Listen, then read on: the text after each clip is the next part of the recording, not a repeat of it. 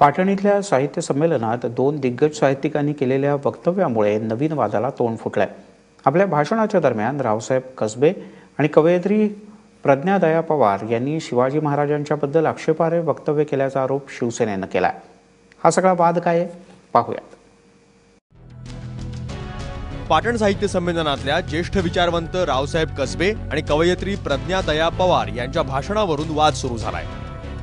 दोन्ही वक्त्यांच्या भाषणातून शिवाजी महाराजांबद्दल आक्षेपार्ह विधान झाल्याचा आरोप करत शिवसेना आमदार शंभूराजे देसाई यांनी गुन्हा दाखल करण्याची मागणी केली आहे। जर असं राष्ट्रपुरुषांच्या थोर व्यक्तींच्या बद्दल जर त्याच्यामध्ये अवमानकारक विधान असेल, बेजबाबदार वक्तव्य असेल, समाजाच्या भावना दुखावणारं वक्तव्य असेल तर नियमानुसार त्यांच्यावर कारवाई करा, अशा पद्धतीची मागणी सोमवारीच मी दोन्ही माननीय जिल्हाधिकारी आणि माननीय जिल्हा पोलीस प्रमुखांच्याकडे केलेली आहे।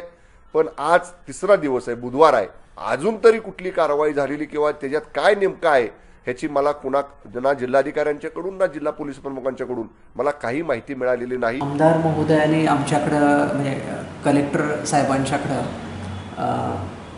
पाटण विभागीय संमेलन झालं होतं, त्यामध्ये काही वक्त्यांनी थोर पुरुषांच्या अवमान केल्याचे एक अर्ज दिलेला आहे।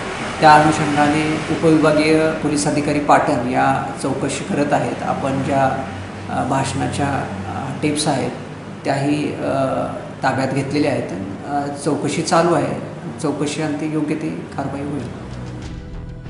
खरं तर महाराष्ट्र साहित्य परिषदेचे अध्यक्ष असलेल्या रावसाहेब कसबेंच्या दिलगिरीनंतर हा वाद शमला होता, पण संयोजकांच्या भूमिकेमुळे कसबे आणि प्रज्ञा पवार यांना कार्यक्रम स्थळ सोडावं लागलं।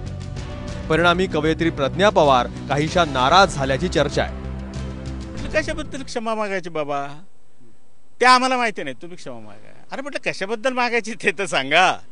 नाही म्हणले ते तुम्ही छत्रपती शिवाजींना शूद्र म्हणले।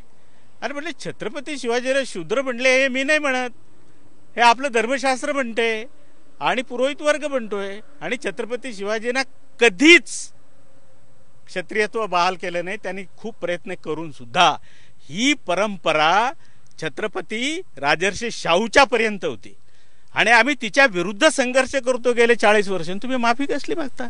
डॉक्टर रावसाहेब कसबे म्हणाले की ही मांडणी की मी आजच केली असं नाही, ही मांडणी आम्ही सातत्याने झालेले अनेक विचारवंतांनी ही मांडणी केलेली आहे आणि तुमच्या अज्ञानामुळे जर आमचे मुद्दे तुमच्यापर्यंत पोहोचत नसतील तर आम्ही तुमची दिलगिरी व्यक्त करतो, म्हणून मी दिलगिरी व्यक्त केली। आणि नंतर तो एक तणाव जो होता संपूर्ण वातावरणामध्ये, संमेलनाला गालबोट लागायला नको आणि संयोजकांनी विनंती केली, त्या विनंतीला एक मान देऊन आणि तिथे काही चिघळू नये हे सगळं प्रकरण, म्हणून आम्ही तिथून निघून आलो। दुसरीकडे प्रज्ञादया पवार यांच्या नाराजीवर साहित्य परिषदेकडून आश्चर्य व्यक्त होत आहे।